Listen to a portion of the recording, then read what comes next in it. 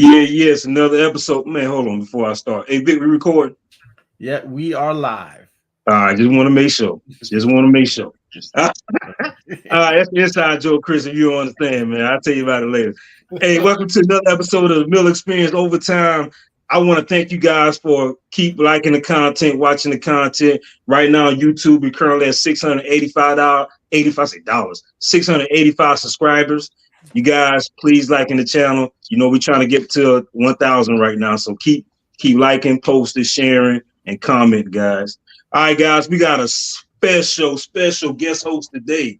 My boy, Chris Bennehill. How you doing, brother? I'm doing good, man. I appreciate you. How you doing today? All right. You guys already know who Craig and Victor is. There ain't no introduction. You already know who them guys are.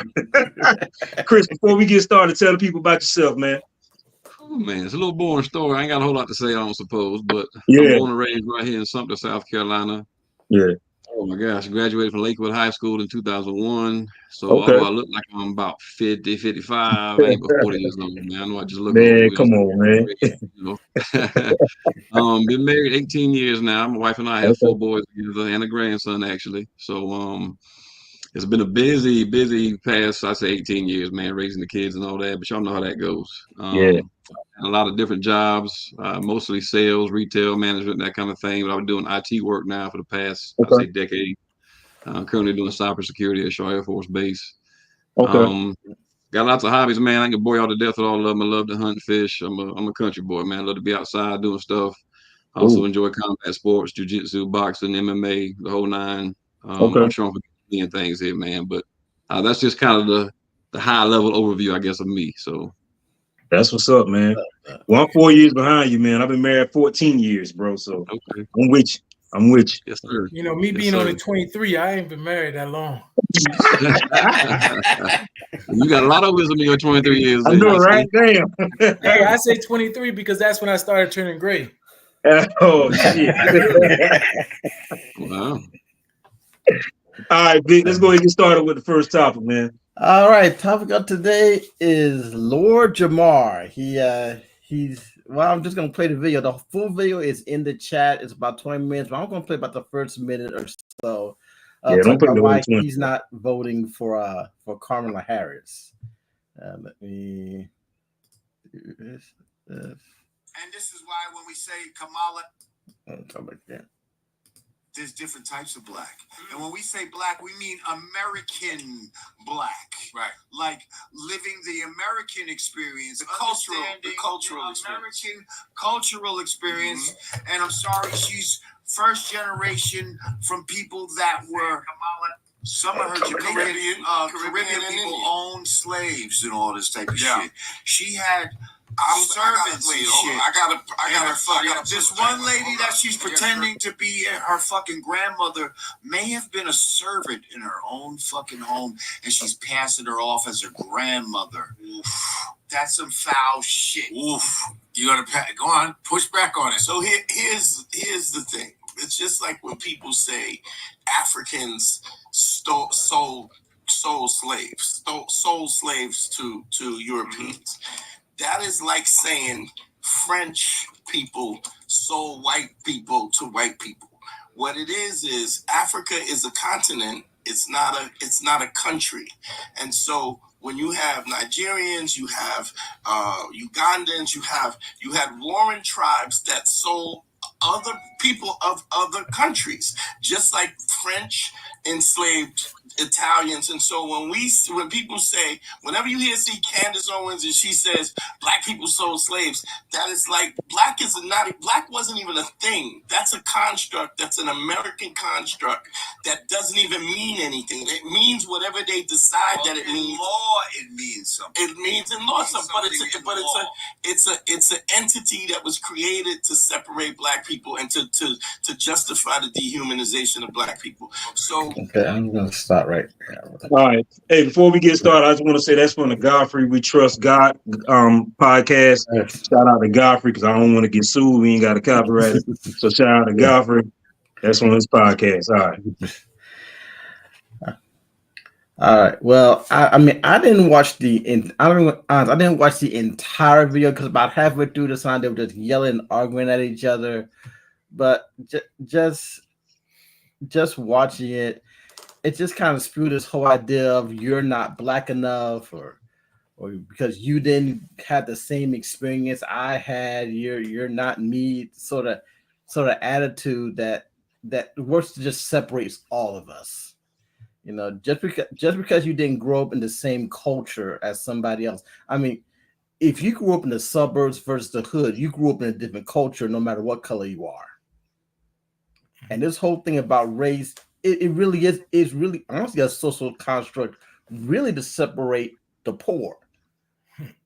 You separate the poor, since poor whites versus poor blacks, and then you have the Southern strategy where you make the lowest white man feel like he's better than the black man. So they're never getting together and saying, well, wait a second. We in the same boat in a lot of ways. We should be going out. But now we have this social construct called race that separates us. So y'all just gonna. I'll chime back in when I'm just watching this and just kind of just shaking my head. I mean, like just stop it. If you don't want to vote for Kamala Harris because of her policies, fine. But don't go. Well, someone's just plainly not going to vote for her because she's black or because she's a woman or both. So. Right. Yeah. Craig, I'll let you go next. For me, you know, first of all, I ain't gonna call another man Lord. There's only one. That's just not right. You know, I'm cool with you and everything.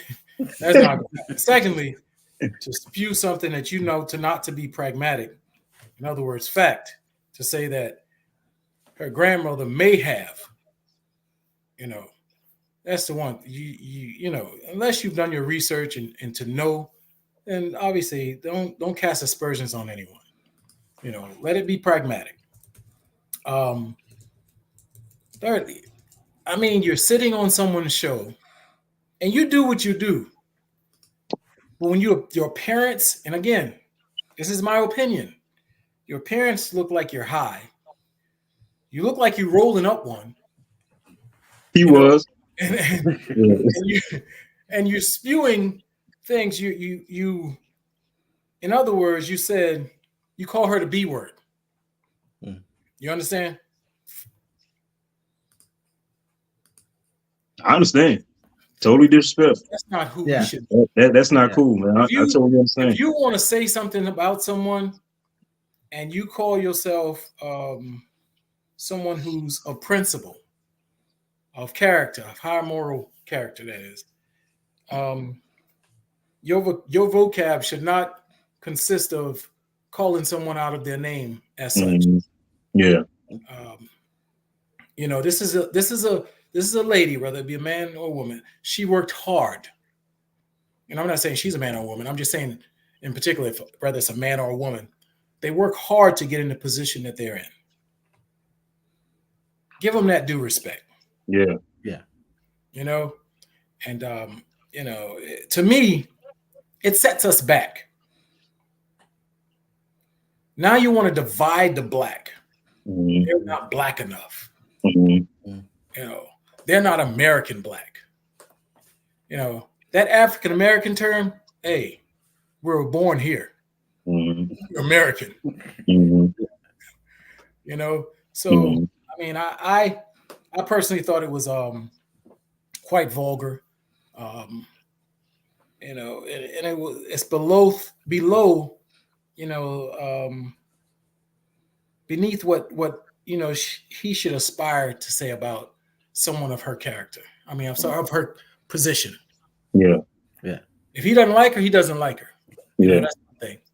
But you don't have to disrespect and call out her name pretty much. Disrespect and to call her out of her name and to say someone's not black enough. I mean, that's something that's just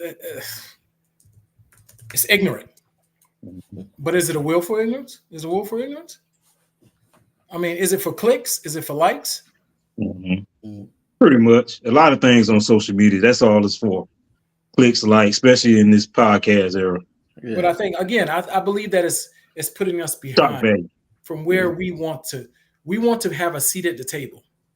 Mm-hmm. We want people at that table that are high character, principled, ethical, not morally bankrupt, and able to hold their own without going into the weeds or changing once they reach the top, if you will. Yeah. So that people, respect and give them their due. Don't disrespect them like that. Yeah. I agree. What you got, Chris? Yeah, man, I'm not sure where to start on that one. It's a lot to unpack, as I said the other day in the text message. I think we've all, or at least a few of us, have seen the whole video.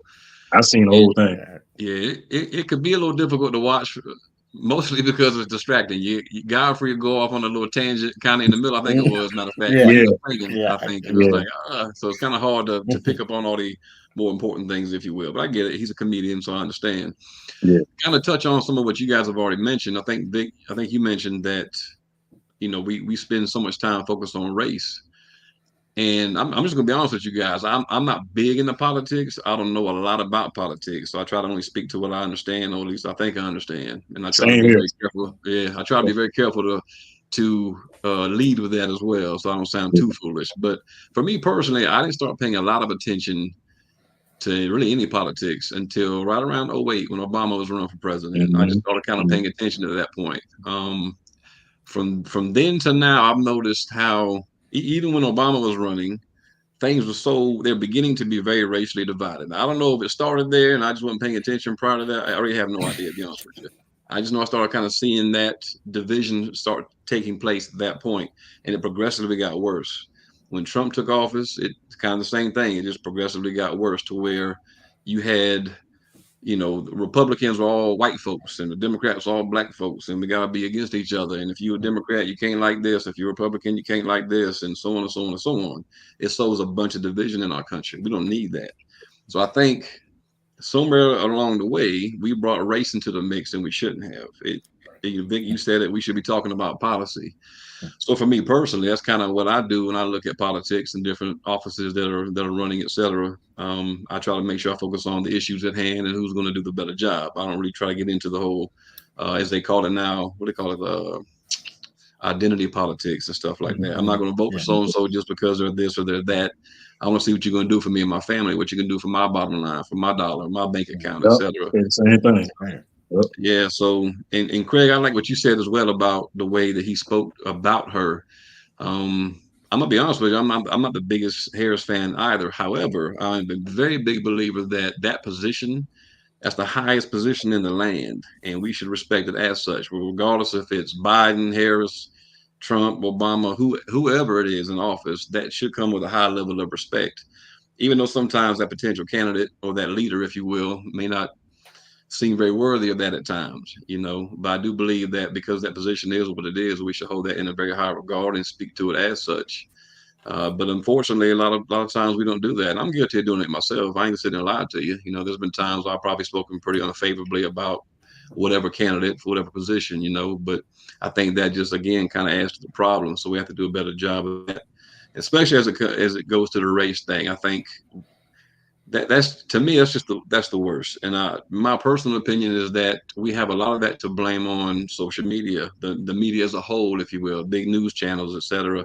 Every time we turn around, there's some type of racial attachment to a political post or topic, and that doesn't do any of us any good whatsoever. I agree. So, my thoughts on this.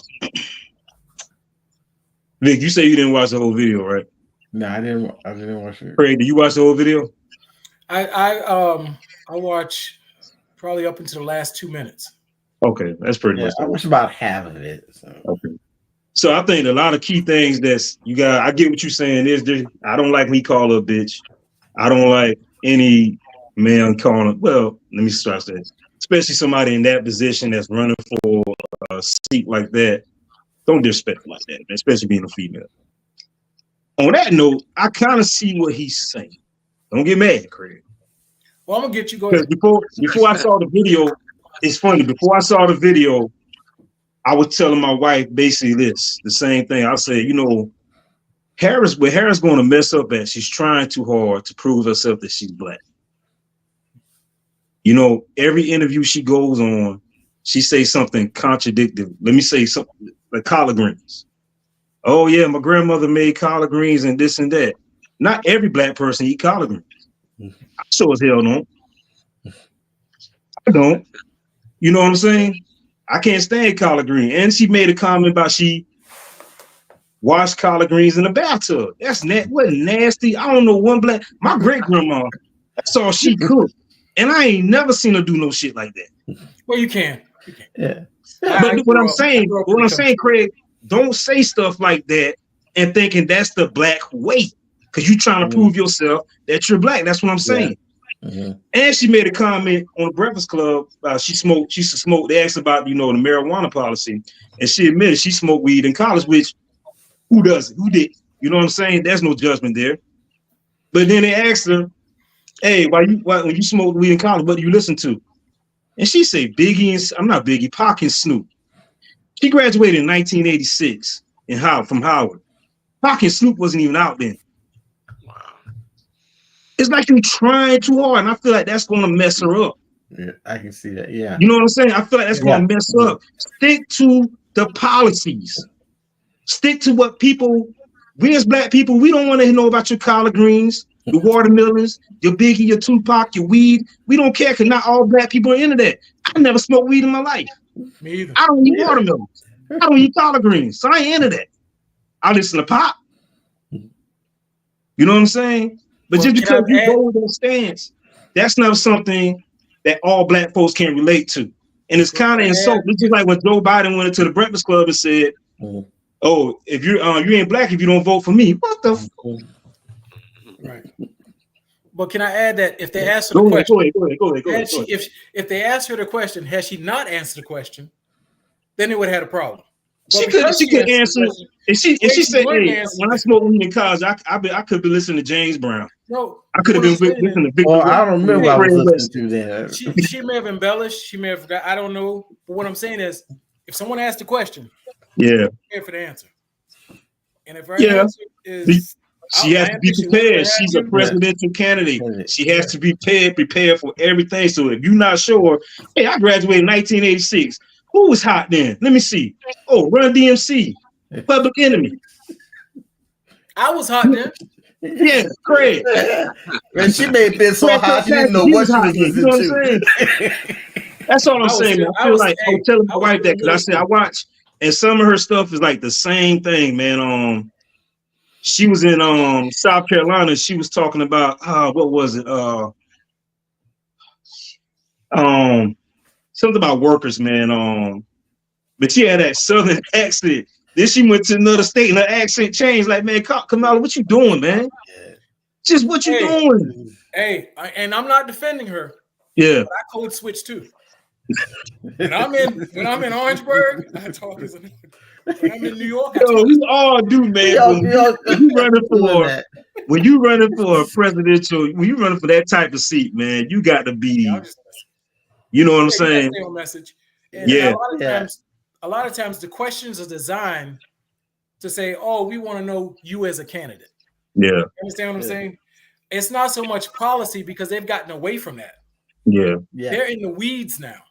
You know, you have some that stuck to policy, but the other candidates were in the weeds, and they say, "Oh, they won that because they attacked them." Yeah. This person stayed policy. Yeah. But they lost because they stayed policy as opposed to going into the weeds. Yeah. Yeah. So now we, again, identity politics and as well as hate-filled policies, divisional politics, you know, as opposed to, again, ask a question about policy. Yeah. Yeah. You know, and if they don't answer the question, you ask the question about policy again, but form it in a different way. Yeah. Yeah. You understand? But stay on policy. This all is, you know, this crap that's going on right now. You can't get anything in without one attacking the other. Yeah. Stay on policy. Yeah. And that's all I'm saying. Yeah, that's all I'm saying. Yeah. Stay on policy as opposed to putting them down saying they didn't fight back. But even like you know, like let's say Kamala was coming on our show. You know, we would have to give her the questions before she come on. You know what I'm saying? I'm telling you, probably I done try to get some big wigs in the politics on our show, and they wanted to see the questions first before they came on. You know what I'm saying?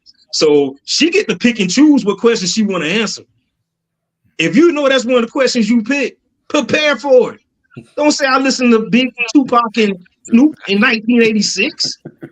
Pop was with Digital Underground. He was a dancer. Yeah. Oh man. You know, I think in that interview, I'm thinking I read, and I'll have to look it up again. It was on the Breakfast Club. Okay. It was on the Breakfast Club. Did one on, I think it was ABC or CBS or something like that, and they said that they, you know, edited it and so forth and so on. I guess she wasn't. The questions weren't. I don't know. But anyway, I was reading something about that, so I have to go back and read it again. Yeah. But that's my only issue with him, man. I think that's because it's funny. That tells you the government's listening to us, man. I was literally talking to my wife about that. And then I go on my phone on YouTube, and that with Lord Jamar popped up. You know what I'm saying? Literally talking about the same thing I was just telling my wife, man. Yeah, but I think politics is, for me, when politics became really, really divisive, goes back, for me, it kind of started, when I started to really see it, was when George Bush, this was during the Iraq War. I think he was running for his second term, I think, was in that time. And he comes and he says, you know, the Democrats have a plan. The terrorists win and we lose. And then I kind of really saw the division happening during Obama, when Obama was running. But this whole idea is that politics has become this, it's become, if you're for it, I'm against it just because you're for it. And that's an atmosphere where nothing would honestly get done to really benefit us as a whole. If we're so divided that we can't even hear each other. Mm-hmm. Because if I might not have come from where you come from, grew up the way you grew up, but that doesn't mean I can't be empathic and see that you are struggling somewhere and I can help you. And if Kamala Harris, if she's trying to show how Black she is, she's not communicating her empathy and her sympathy and her ability to look at something from someone else's side. And this really goes for all politicians, but it's the weeds now.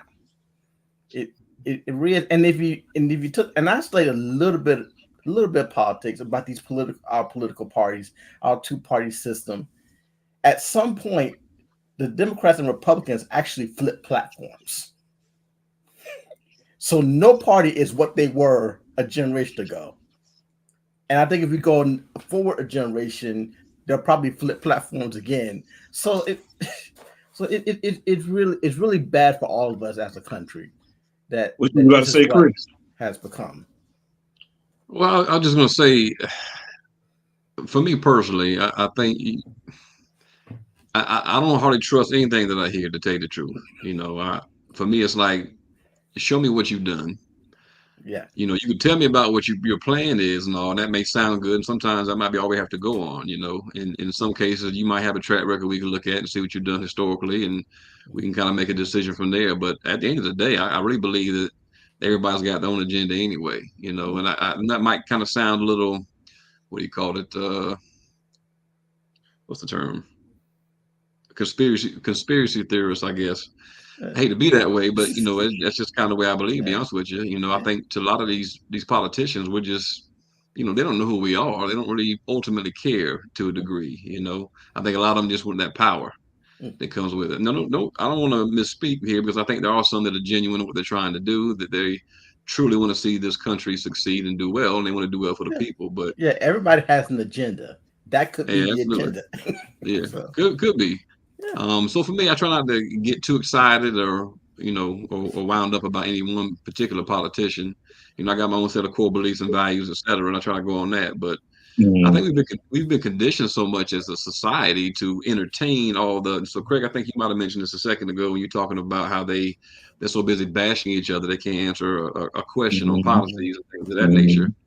At some point, people have kind of they love drama. So when you have two politicians or two presidential candidates, for example, going back and forth with each other, pointing fingers and throwing rocks, people are entertained by that. So they come to expect it. So they tune in to hear that sometimes instead of hearing about policy. Me personally, and most people I know, we get a little pissed off when we tune into the debates and we hear two middle school people, so it sounds like anyway, go back and forth at each other. And that's just, to me, it's kind of sad. It's insulting.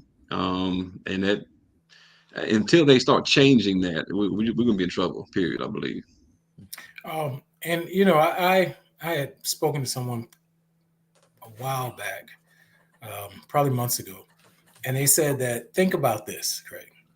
They said 5 months out, 6 months out, 4 months out even, if a candidate gets up there and talk about what their policies are going forward, what they'd like to do, what they'd like to implement, the other candidate hears that and they pick off that, what they'd like to do to make it sound better. Mm-hmm. Or they attack what that person is saying. So it's like, you don't want to put your policy out there until you get real close to election time. Yeah. I mean, think about that. Yeah. Does that make sense? To them, but not to us. Not to us, yeah. Because we truly want to hear the platform, what they like to present, what they like to do.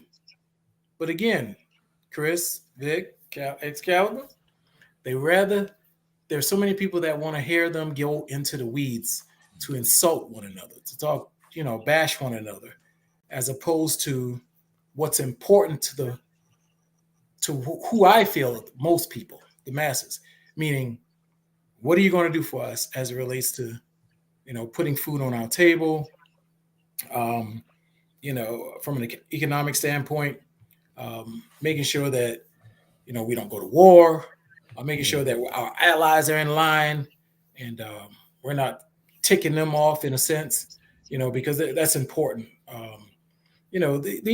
These things that we really need to hear about, they don't talk about because they're busy bashing one another or hiding what they want to present, if you will.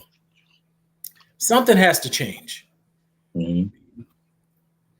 I believe that we have to have some type of decorum, and people should start calling it for what it is. Mm-hmm. Because whoever runs the media runs the world. If you're a media, if you're interviewing and you ask a question and they go on a tangent about something else, well, seems like we're just going to cut this. If you're going to spew hate or spew anything on this network, we're going to stop it. We're going to cut it. We're not going to air it because it's just preaching division. Or re-ask that question in real life. No, we're not going to talk about that. Here's the question. Keep them focused. Here's the deal in a nutshell. I'm going to end it this way for this conversation. The president election is WWE. You got Shawn Michaels, Bret Hart. You got The Rock. You got Triple H. You got John Cena and Big Show. And the media is Vince McMahon. So like I tell people, focus on your local election. Those are the ones that are going to change you, okay? Those are the ones that matter, your local election. Quadri Bell running for South Carolina House of Representatives. Yeah. Kevin Johnson, South Carolina State Senator. Vote for them guys, your judges, your sheriffs, your local government, that's who you worry about.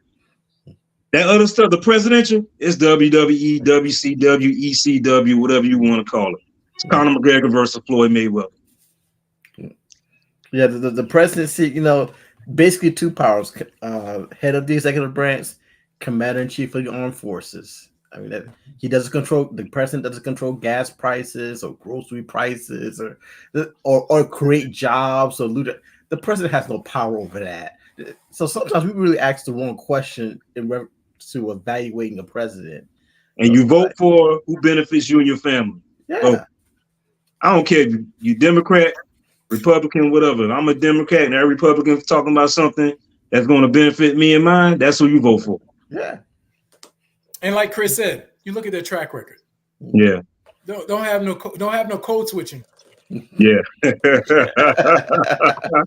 And if you have not seen the episodes, the Quadri Bell episode, the part 3 is out now.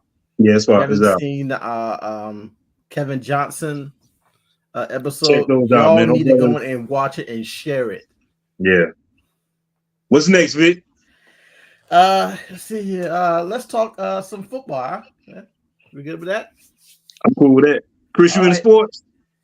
Yeah, but I need to check the score now before we go on to that. Hang on a minute. Let me let me see what my Cowboys are doing if I get excited. I figured I'd get y'all's attention with that one. Damn. I'm talking to 3 haters right now. Oh man, no, Craig the Cowboy, man. Yeah, I see you, Craig. I see you, We're Craig. not talking about the Cowboys. My man. We're gonna talk about. We're gonna. This talk sound about like Shannon Sharp and Skip Bayless. Let me say that this is why I ain't gonna get. This is why I did with my jersey right now. We're down 20-3 right now against the Lions. The Lions are up. That's why I ain't wear my jersey. There, exactly, Craig. Yeah.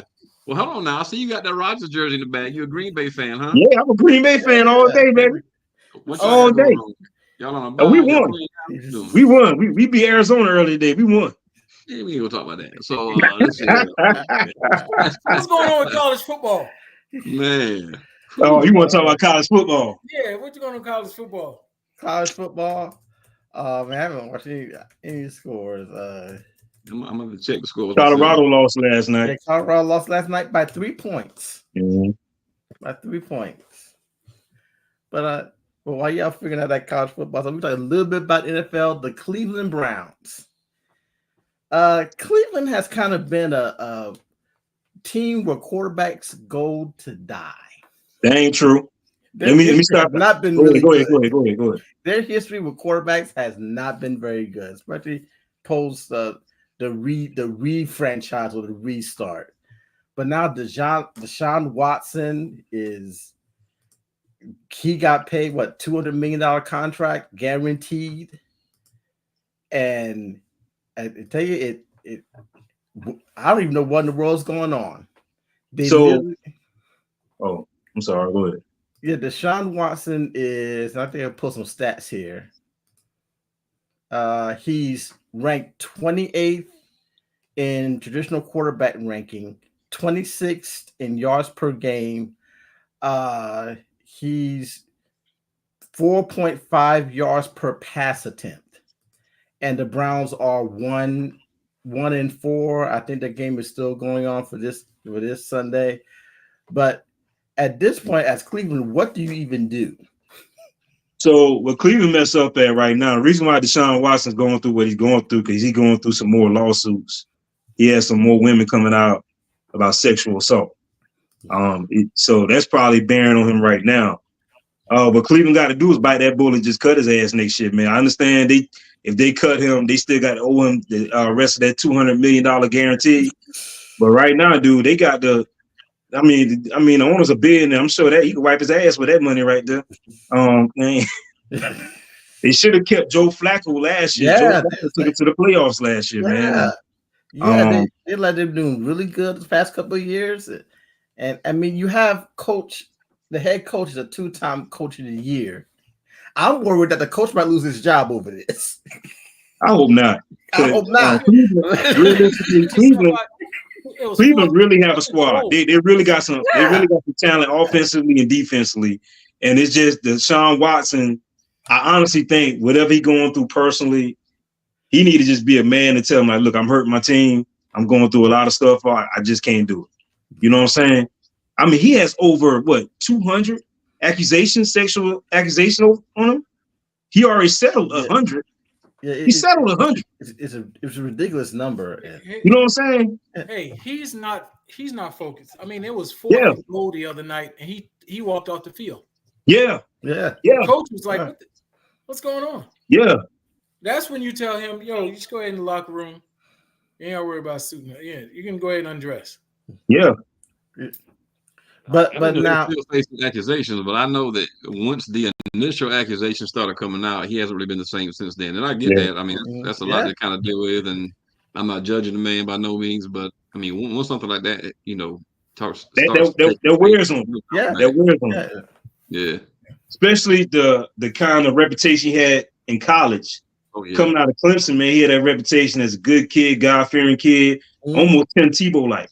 You know what I'm saying? Ward Dunn bought him a house when they had this. Yeah, Ward Dunn, but when he was a kid, Ward Dunn bought his mom and dad, not mom and dad, his mom and his siblings a house. I think he was homeless, right? Yeah, because of the storm. Yeah, because of the storm, he was homeless. Yeah, so I mean, he had that like Tim Tebow type reputation coming out of college, and I think it's just wearing on him because you know, in the NFL, the quarterback, you the face of the shield. That's what they call the NFL, the shield. You the face of that the team you with and the NFL. So that can bear you financially. You're gonna lose a lot of sponsorships and all that stuff with his accusations, man. So I just think honestly he needs to sit out, man, and because he hurting the team. Because the team is talented. The team is talented, offensively and defensively. The team is talented, but he is hurting them with his decisions, and he's not thinking. He's not thinking at all. Yeah, anything performance-based, whether it be athletics or even art, singing, that's whatever. It's one of those things where everything around you has to be right. You can't perform well if your life is in chaos. Well, that's not true because Kobe, everybody ain't Kobe Bryant. Kobe, when he was going through that situation, he came out. That's Kobe, but I'm sorry. That's what I'm saying.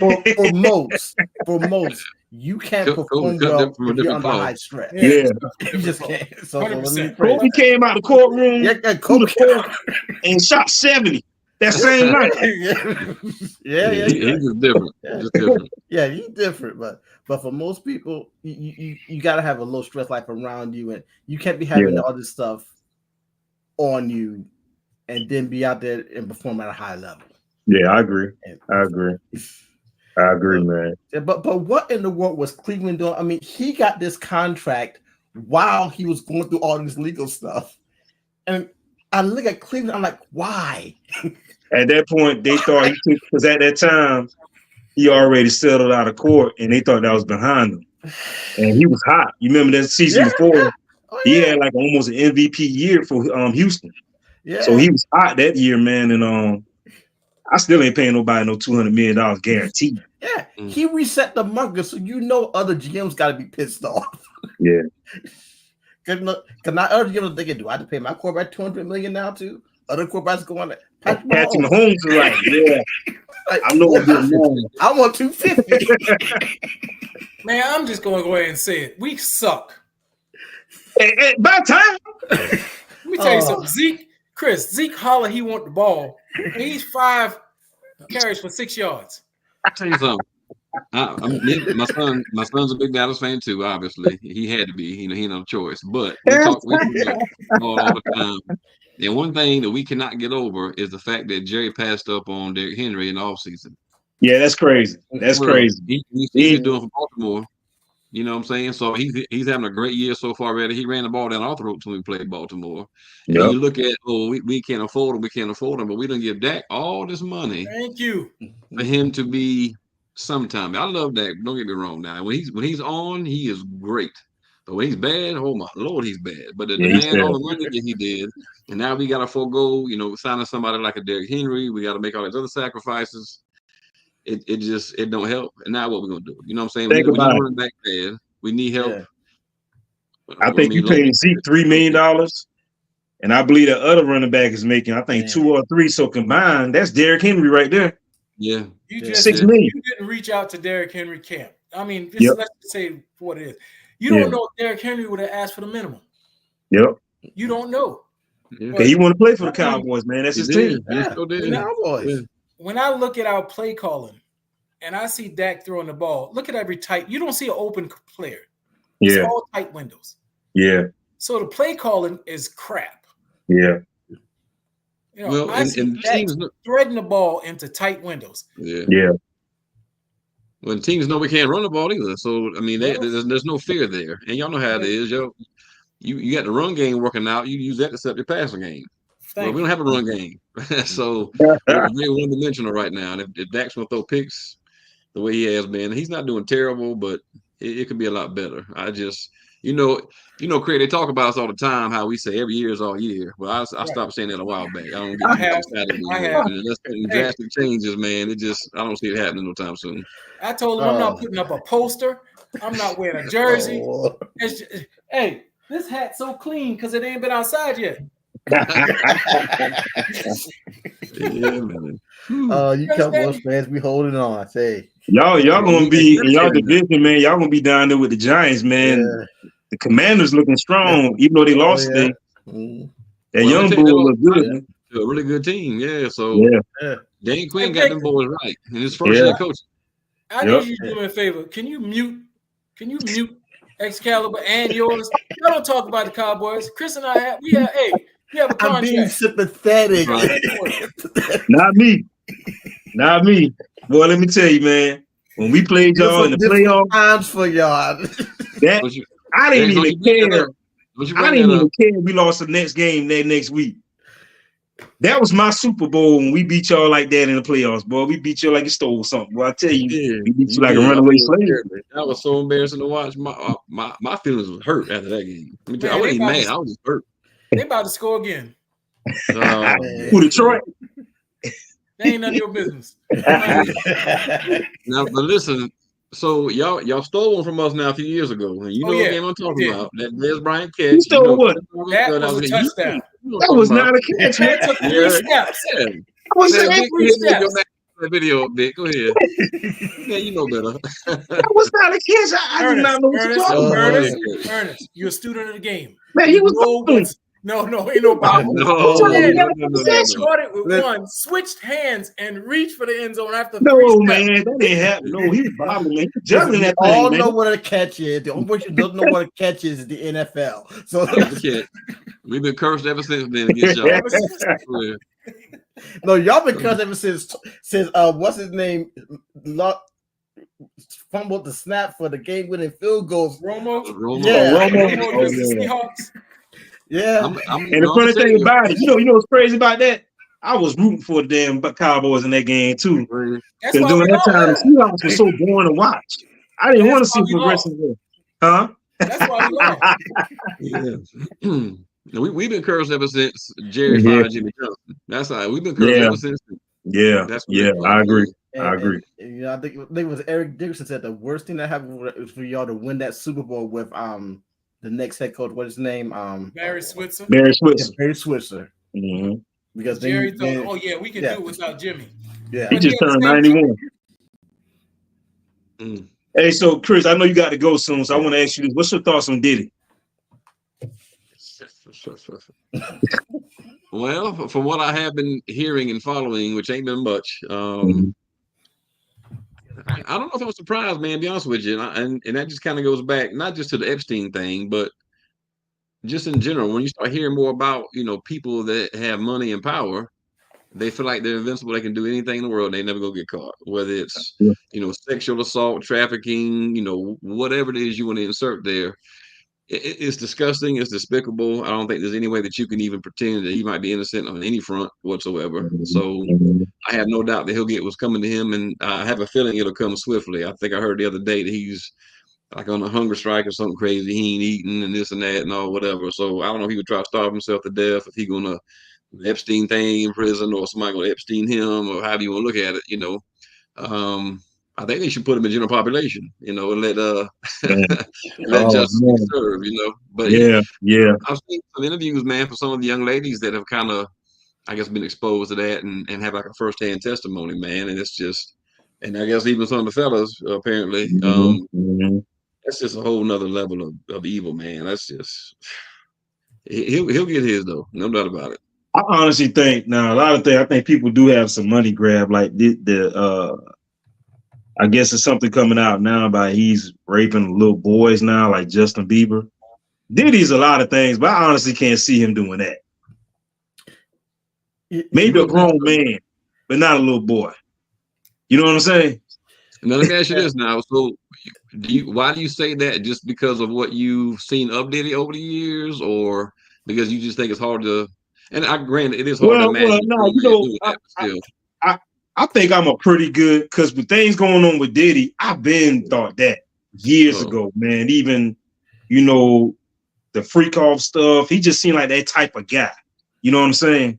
Yeah. But with the little kid thing, I can't really explain it. I feel like I'm a good judge of character, and I'm in law enforcement too. I just don't see child predator in him. You know what I'm saying? Now, what he did to Cassie, I knew that.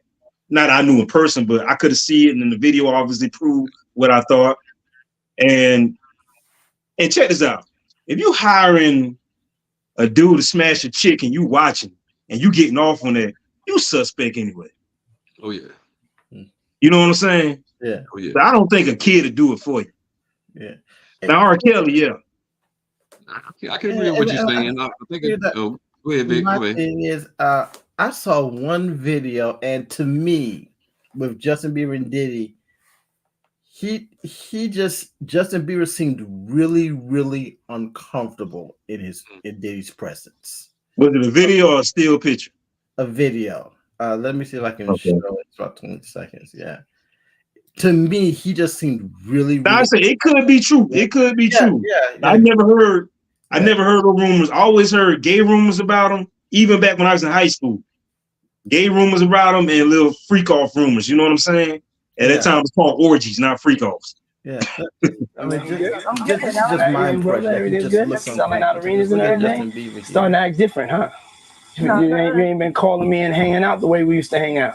Well, I mean, try to get in contact with me, stepping back. At one point, kind of turning away. You never really got my number, so. Correct. Okay. My number? Yeah. My number. Okay, I see what you're saying. Okay. I see what you're saying. Yeah, I see.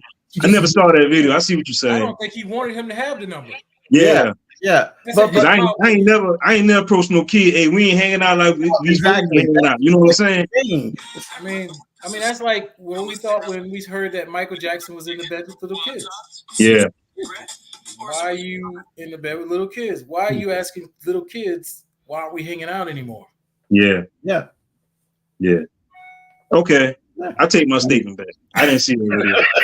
Well, now, and I'm gonna be honest. So with that video, I haven't seen that before either. And I'm not saying that you're wrong at all, Vic, because I can see the him being a little uncomfortable, but also could have been like, what's the context of the video? Like, what's the whole video look like? That's a little bit like a stage, like an improv or stage in a way, absolutely. Because then he pulls out his phone, like, "Oh, you never got my number" or whatever. You know, that was kind of strange. But I just, and I'm not saying he has been with little boys or Bieber or whoever else. I just know that came out as an accusation, and I guess Bieber was in that circle at one point. And he was young at that time, and you know, I guess maybe that's kind of how that came to be. So I can't speak a whole lot to that one either.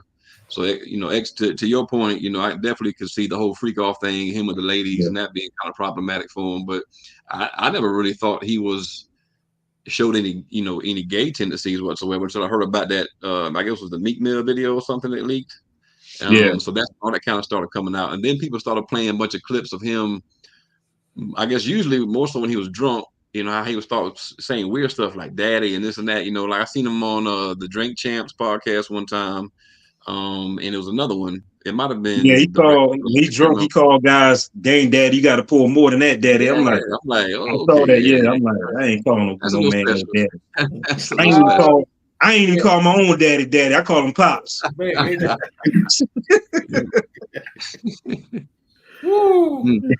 You know, so yeah, that right. And actually, I had a cousin that used to, you know, work with him back in early 2000s, and my cousin is gay, and he would say, you know, he does have some feminine ways. You know what I'm saying? Yeah, he does. He was saying that back in the early 2000s. I was in high school then. So wow. Okay. Yeah. Well, now we got to watch the stock with Johnson & Johnson to see if they're going to let me tell you something. You might need to go ahead and invest in that. Put our investment in that, man. But yeah, man, Chris, I don't know how long you got, man, but we really appreciate you coming on, and we want you to come back, definitely, bro. I appreciate y'all very much. I hope I've been able to kind of contribute a little bit today, man. Definitely, again, very, very thankful for the opportunity. Y'all been very gracious to have me on here, so I do appreciate that, and look forward to doing it again if y'all have me. Yeah, man, no doubt. And just remember, when you're thinking about a name for a podcast, just think about a catchphrase you probably use often, man. That could be your pod. That could be the title of your podcast, bro. Absolutely. Hopefully the next time you have me on, I have a clue by then. We'll see. Yeah. We definitely want you back on, bro. We definitely want you back on, my man. Yes, sir. All right. Well, with that being said, fellas, I'm gonna go ahead and log off here. I appreciate y'all, and y'all take it easy. All right, my man. Appreciate it. I appreciate it. Take it easy now, gentlemen. All right. Take it easy. Dang, Cowboys. All right. We're still online. I'm about to. Yeah. You got anything else, or that's it? Nope. Continue to watch, like, and subscribe. See you next time. Peace. All right, guys. Peace. Peace. Watch some Cowboys lose.